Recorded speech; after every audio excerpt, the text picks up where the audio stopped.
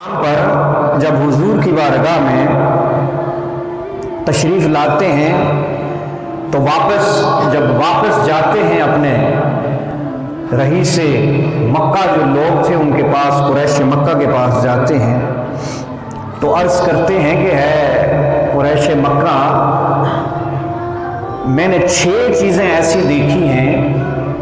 جب حضور کی مجلس میں آئے، حضور کے ساتھ گفتگو کی، بات چیت کی اور حضور کے انداز کو دیکھا اور صحابہ کرام کی محبت دیکھی حضور علیہ الصلوۃ والسلام سے، تو اپنے لوگوں میں جا کے عرض کرتے ہیں کہ 6 چیزیں میں نے ایسی دیکھی ہیں جو اس سے پہلے میں نے کبھی نہیں دیکھی اور شاید اس کے بعد بھی میں نہ دیکھ سکوں، کہ ایک ایسے شخص کے ساتھ آپ مخالفت مول لے رہے ہیں، ساری زندگی اس شخص سے آپ جیت نہیں سکتے، کسی بھی اعتبار سے ساری زندگی اس شخص سے آپ جیت نہیں سکتے، سبقت نہیں لے سکتے۔ تو وہ کہتے ہیں، چونکہ اس وقت وسائل ایمان نہیں تھے، کہتے ہیں سب سے پہلی جو بات میں نے دیکھی ہے کہ یہ بڑے بڑے کثر و کثرہ کے بادشاہوں کا بھی ذکر ہے، بہت لوگوں کے میں نے ناز و انداز دیکھے ہیں، لیکن میں آپ کو بتاؤں کہ محمد صلی اللہ علیہ وآلہ وسلم آپ کے جو غلام ہیں وہ اتنی محبت کرتے ہیں کہ جب وہ وضو فرماتے ہیں نا نبی کریم صلی اللہ علیہ وآلہ وسلم، تو وضو کا پانی بھی وہ زمین پر نہیں گرنے دیتے، اپنے نبی سے اتنی محبت کرتے ہیں کہ جب وہ وضو فرماتے ہیں تو وہ وضو کا پانی صحابہ کرام نیچے نہیں گرنے دیتے۔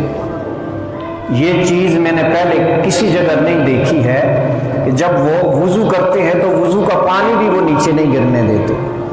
پھر کہنے لگے دوسری بات جو میں نے وہاں دیکھی وہ یہ دیکھی ہے کہ جب وہ لہاب دہن مبارک تھوکتے ہیں نا تو صحابہ اکرام ان کے جو غلام ہیں وہ اسے اپنے ہاتھوں پہ لے کے اپنے چہروں پہ مل لیتے۔ تو کہا ایسے شخص کی مخالفت ہم لوگ کر رہے ہیں، آپ لوگ کر رہے ہیں، اللہ کی عزت کی قسم،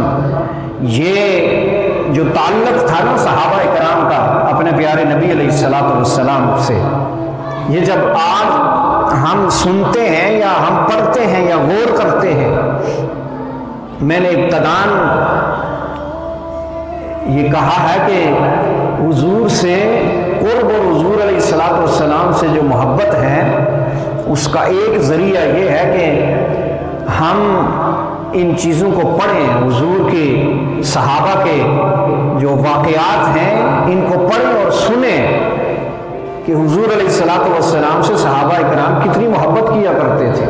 کتنا گہرا تعلق تھا۔ تو حضرت عروہ بن مسعود رضی اللہ تعالی عنہ کہتے ہیں جو تیسری بات میں نے دیکھی ہے، وہ تیسری بات یہ میں نے دیکھی ہے کہ جب آپ کا کوئی بال مبارک بھی گرتا ہے نا تو صحابہ اکرام اس کو لینے کے لیے ایسے جپٹتے ہیں جیسے محسوس ہوتا ہے یہ آپس میں دست و گریبان ہونے والے۔ اور اسی پر ایک حدیث مبارکہ بھی ہے دوسرے مقام پر کہ حضور نبی کریم صلی اللہ علیہ وآلہ وسلم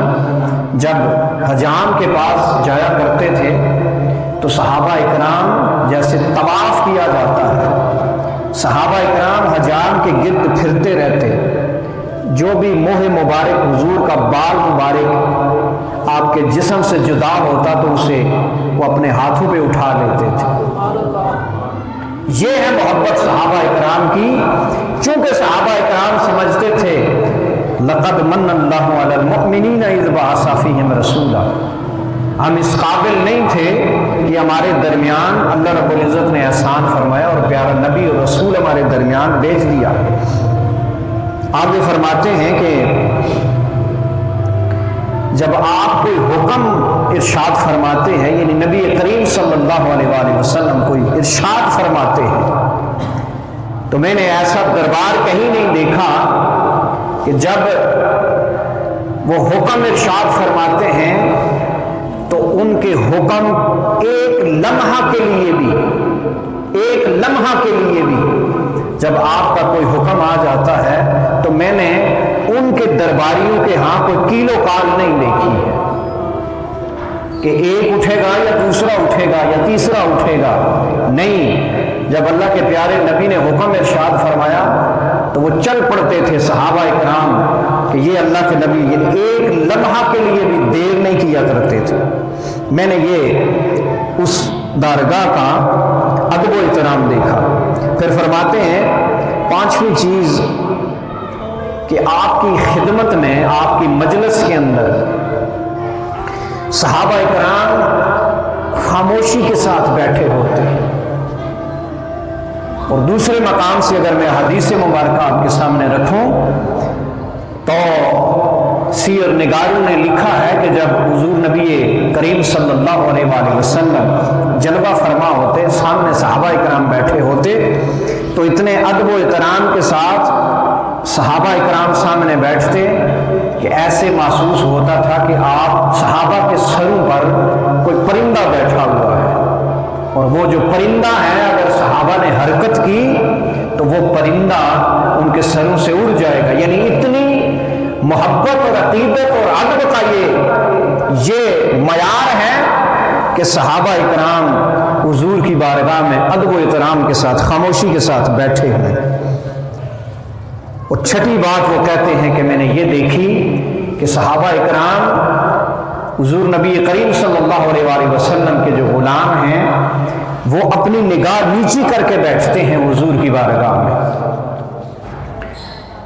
اور یہ حقیقت ہے کہ آپ اگر سیرت کی کتابوں کو اٹھا کے دیکھیں تو کوئی گنے چنے ایک درجن گنے چنے چند صحابہ اکرام ان کا ذکر ملتا ہے جن سے کچھ روایات ہیں کہ آپ کا چہرہ مبارک ایسا تھا، آپ کی داڑھی مبارک ایسی تھی، آپ کی آنکھیں مبارک ایسی تھی۔ اس کی وجہ کیا ہے کہ صحابہ اکرام حضور علیہ الصلوۃ والسلام کی بارگاہ میں جب بیٹھتے تھے تو حضور کی آنکھوں میں آنکھیں ڈال کر ٹک ٹکی باندھ کے دیکھا نہیں کرتے تھے۔ ادب کا تقاضا یہ تھا کہ حضور کی بارگاہ میں جب بیٹھتے تو اپنی نگاہوں کو نیچا رکھا کرتے تھے۔ تو آپ فرماتے ہیں کہ چھٹی چیز جو میں نے دیکھی حضرت عروہ کہ چھٹی چیز اس بارگاہ کی جو میں نے دیکھی، اس دربار کی جو میں نے دیکھی، وہ یہ دیکھی کہ صحابہ اکرام تعظیم کا یہ عالم ہے کہ حضور کے سامنے اپنی نگاہ بھی اونچی نہیں کرتے۔ ادب کا یہ تقاضا ہے، ان کا ادب و احترام اتنا ہے۔ تو پھر اپنے قریش مکہ سے کہنے لگے کہ اس شخص کے خلاف